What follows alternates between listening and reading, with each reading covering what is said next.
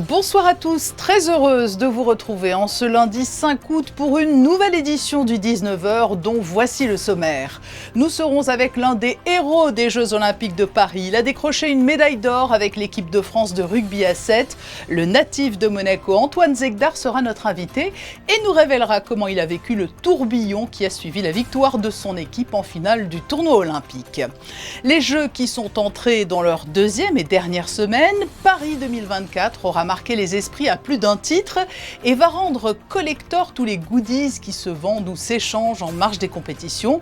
Nous verrons avec nos envoyés spéciaux à Paris comment les pins notamment s'arrachent. Un nouvel opus, l'avant-dernier d'une très belle série. La saison estivale des concerts au Palais Princier se poursuit et nous reviendrons sur le concert de ce dimanche soir. Nous verrons aussi qu'à un peu plus d'un mois de la rentrée scolaire à Monaco, certaines familles sont déjà concentrées sur les achats de fournitures et les rayons sont bien pleins. Mais tout de suite donc, pour débuter ce journal, nous sommes avec l'un des visages qui auront marqué les Jeux Olympiques de Paris 2024. Natif de Monaco, il a contribué aux grandes heures du rugby à 7 français en remportant avec son équipe la médaille d'or des JO. Bonsoir Antoine Zegdar. Bonsoir. Cela fait maintenant un peu plus d'une semaine que vous êtes devenu, avec l'équipe de France de rugby à 7, champion olympique. Comment se sont passés ces derniers jours? Il y a eu beaucoup de sollicitations, vous avez eu le temps tout de même de réaliser au calme? Alors ouais, effectivement, il y a eu beaucoup de sollicitations. Après, surtout les deux jours suivant le sacre. Après, je vais pas vous mentir, j'ai mis le téléphone un peu en mode avion et on est tous partis à Ibiza fêter ça. Donc voilà, là, je reprends un peu du service. On a coutume de dire qu'être champion olympique, cela va au-delà de tout. Vous l'avez ressenti comme cela vous aussi, alors tout en précisant que vous avez déjà été champion du monde avec les moins de 20 ans, là c'était en rugby à 15, et finaliste du championnat de France de rugby avec Castres. Mais les Jeux Olympiques, c'est autre chose, une médaille d'or? Ouais, je pense que c'est vraiment quelque chose d'autre. C'est quelque chose que je n'avais jamais vécu auparavant. Et franchement, on a tellement bossé dur pour avoir cette médaille. On y pensait tellement que l'avoir, c'est vraiment une consécration et un bonheur ultime. Et voilà, maintenant, ben, j'ai cette belle médaille autour du cou que je vais garder précieusement. Et c'est vrai que c'est une fierté maintenant de pouvoir dire que ben, je suis champion olympique. Et puis il y a peut-être eu aussi l'effet Paris 2024. Vous n'avez pas été sacré n'importe où, hein. C'était chez vous, en France, avec votre famille, vos amis à vos côtés. Vous les avez tous fait pleurer de joie, je crois. Ouais, c'est ça. C'était assez spécial de voir tous les membres de ma famille les larmes aux yeux. Et ouais, le fait que ce soit à Paris, on a vraiment eu de la chance de tomber dans cette période parce que ça arrive une fois tous les 100 ans. Donc voilà. En plus, ça nous a, je pense, beaucoup aidé avec tout le stade qui était en feu, les 70 000 personnes qui cessaient de nous donner de la force pendant les matchs. Je pense que ça nous a apporté énormément et que ça a joué dans notre titre de champion olympique. Vous venez de nous le dire, vous avez prolongé ce moment à Ibiza tous ensemble. Quand on vit une telle aventure avec un groupe, parce qu'il y a eu aussi une montée en puissance au cours des derniers mois, ce n'est pas un peu difficile de se quitter, de repartir tous vers de nouveaux défis? Oui, c'est un peu particulier. Après, maintenant, chacun a sa vie, a sa carrière et chacun va partir dans des horizons différents.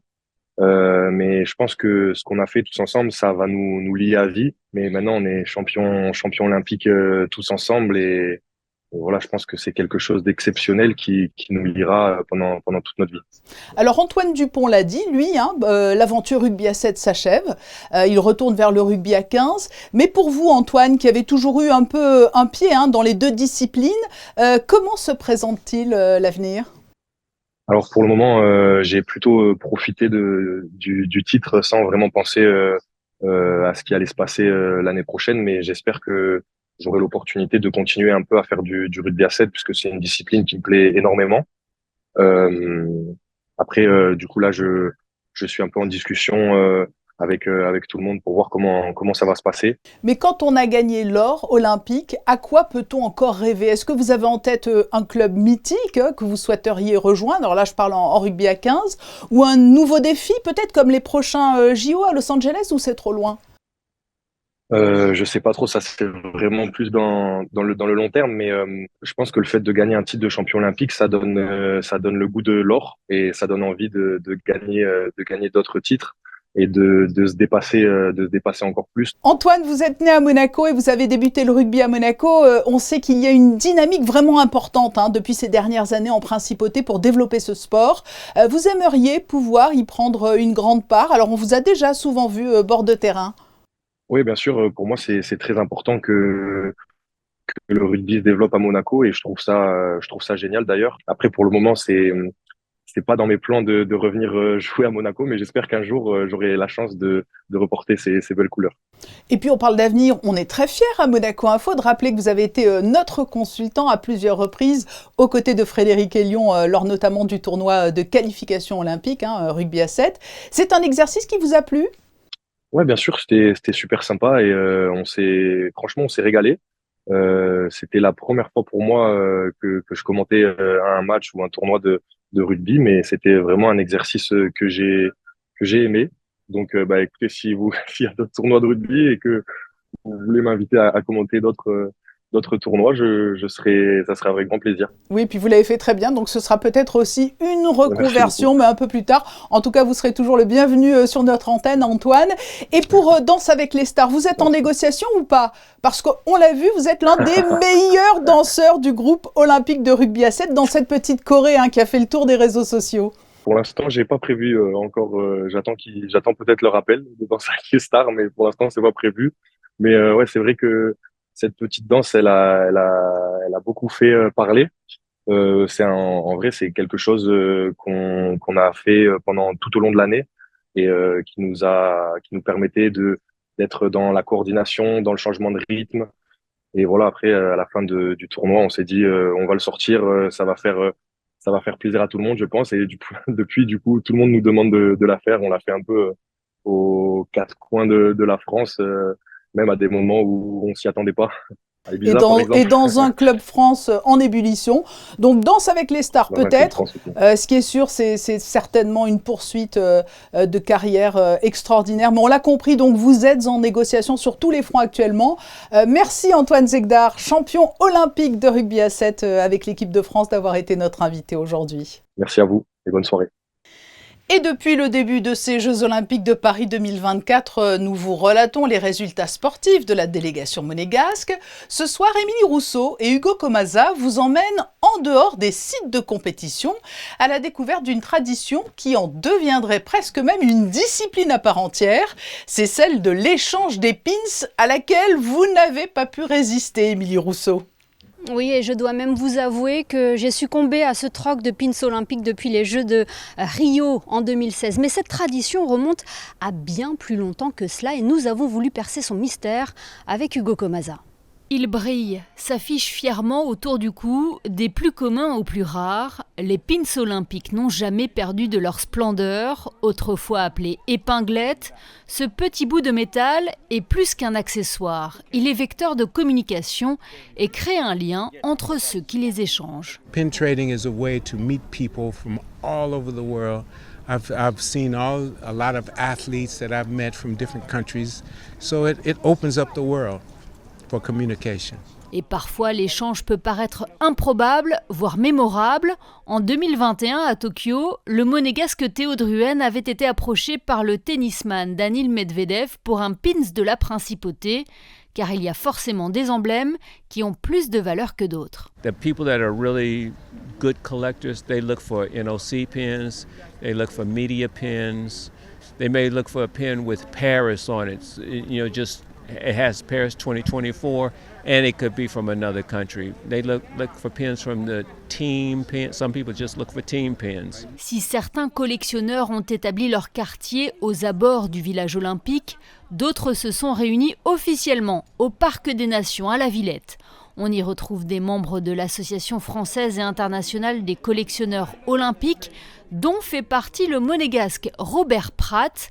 Depuis 1992, il dessine les pins de la principauté et concevoir la maquette d'un objet si convoité est tout un art. Je suis resté un petit peu dans la même ligne pour le pins principal de Monaco olympique, c'est-à-dire d'un côté le drapeau monégasque, de l'autre côté le drapeau olympique, et en bas, le croisé des drapeaux, un carré ou un rond ou un rectangle représentant en principe le logo des jeux, des différents jeux. Derrière chaque design se cache une histoire, une tradition, celle d'un comité national olympique qui finira épinglé sur le revers d'un t-shirt. Un souvenir de plus, matériel celui-ci, qui résistera à l'épreuve du temps. Voilà, pour certains donc, comme Antoine Zegdar, le souvenir impérissable, ce sera la médaille d'or, et pour d'autres donc, les pins collector. Plus sérieusement, et de retour à Monaco, la prise de fonction aujourd'hui du nouveau ministre de l'Intérieur.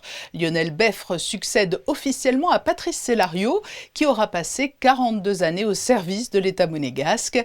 Le nouveau ministre de l'Intérieur était encore dernièrement directeur de cabinet du ministre chargé des Outre-mer et a auparavant été chef de cabinet du Premier ministre français, Dominique de Villepin, et notamment préfet dans le Lot-et-Garonne, en Eure-et-Loire, dans les Pyrénées-Atlantiques ou bien encore en Isère et en Seine-et-Marne.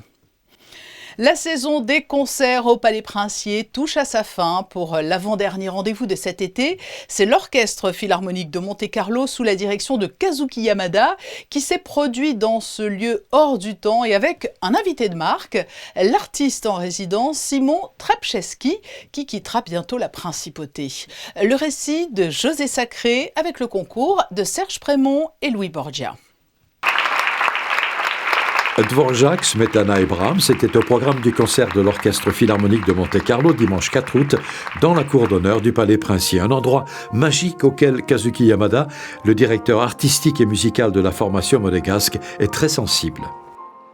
This place had a special atmosphere, yes. Always, and then I can feel the spirit when René III. Oui. They created this summer concert, and then we can feel his spirit. Right. Yeah. So, and then of course he loves music, he loves culture so much, and he helped us, the orchestra, so much, and we can feel his spirit during this garden. Yeah. Yes.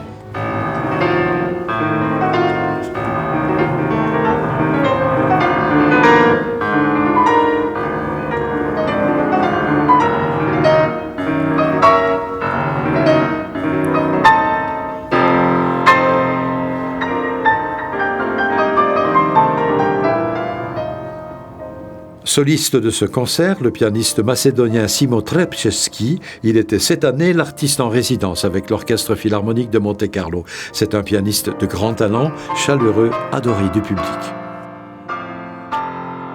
We chose him because he's of course fantastic, and not only the fantastic, musically fantastic, his character is so unique. Musical character and his own character, the personal character is also very unique, and we love him so much. And such a concerto tonight is a Brahms too. That's such a difficult, meaningful, very deep music, but he can do very, very well.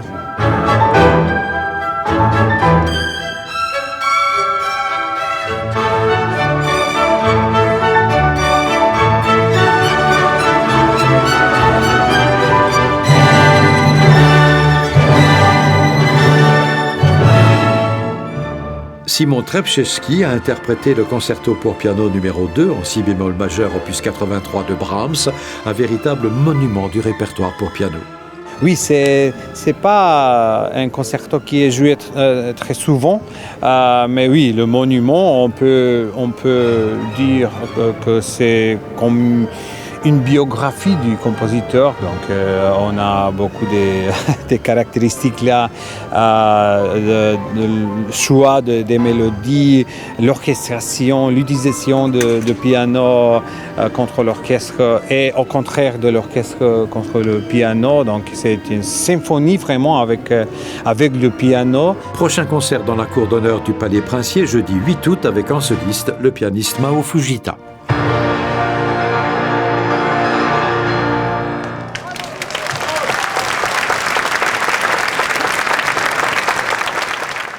Monaco est une terre de cirque. Il y a le festival international chaque mois de janvier et puis la principauté reçoit aussi de plus petites troupes. C'est le cas actuellement avec le cirque familial Piédon. Un deuxième chapiteau s'est ainsi monté juste à côté de celui de Fontvieille. En représentation du 1er au 7 juillet, Justin, Adèle et Tomadeus en ont profité pour leur rendre visite. Voici leur reportage. Il est 18h. La foule s'amasse devant l'entrée du petit chapiteau. Pour certains, c'est une première, pour d'autres, une habitude. Quoi qu'il en soit, la venue de ce cirque en principauté est vue d'un bon œil. C'est familial, et puis on aime bien, ils sont rigolos, on aime, je sais pas, elle a eu un coup de cœur pour ce cirque depuis le début. J'aime rigoler quand je regarde le cirque, c'est ça. Pour les gosses déjà, même pour les grands, hein. C'est super. En plus, Piédon, on connaît bien, tous les ans on vient, donc voilà, une année de plus. En tout, 6 artistes arrivent à construire un spectacle d'1h30, et ce, en famille. Chacun apporte ses envies, chacun apporte ses idées, ses motivations, et puis on en discute tous ensemble. Et puis quand il y a une idée qui nous plaît un peu plus, on essaie de la travailler tous ensemble, et on la met en scène tous ensemble, justement au sein de notre cirque. C'est pas toujours évident, parce que comme dans toutes les familles, il y a des petites disputes parfois, ça arrive.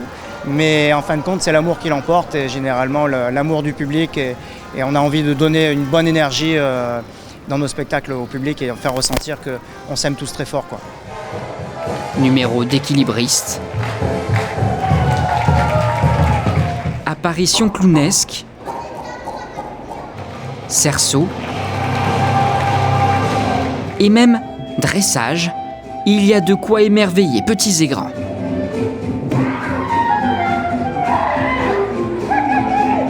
Et encore plus avec de la magie. Il vous reste encore un mois pour profiter des vacances. Après cela, ce sera le retour à la réalité et pour les plus jeunes, le retour sur les bancs de l'école. Qui dit rentrée scolaire dit achat de fournitures. Comme chaque année à Monaco, les élèves s'organisent avec leur librairie pour être prêts en temps et en heure. Le reportage d'Alban Gingembre et Serge Prémont. Cahiers à grands ou à petits carreaux, manuels d'histoire géo.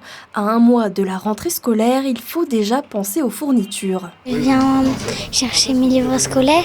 J'aime bien parce qu'au moins je peux chercher mes livres et je peux coller des étiquettes dessus. Dans cette librairie, plus de 2500 élèves viennent faire le plein pour la rentrée. L'enseigne est d'ailleurs fournisseur breveté de son Altesse Sérénissime. C'est agréable et puis en plus on connaît les gens depuis plusieurs années, donc c'est de la clientèle qu'on connaît, donc voilà, c'est sympathique. On a 3 mois de marathon et pas de vacances, donc pour nous ça sera plus tard. Et si certains préfèrent garder la tête en vacances, d'autres voient la rentrée d'un très bon œil. Parce que moi je peux retrouver mes copains. Rassurez-vous, il vous reste encore quelques semaines avant de troquer la valise contre le cartable scolaire. Un dernier détour par les prévisions météo avant de refermer ce journal. À quoi peut-on s'attendre mardi, Christine Datomel ? Bonsoir Patricia, bonsoir à tous. Demain, toute la journée au programme des nuages et des instants ensoleillés. Les températures atteindront les 30 degrés. L'ensoleillement est élevé avec un indice UV de 7. L'usage de protection solaire est donc fortement conseillé. Demain, sinon, nous fêterons les Octaviens. Merci Christinda. Monaco Info, vous le savez, c'est aussi sur les réseaux sociaux et sur toutes les plateformes pour le podcast.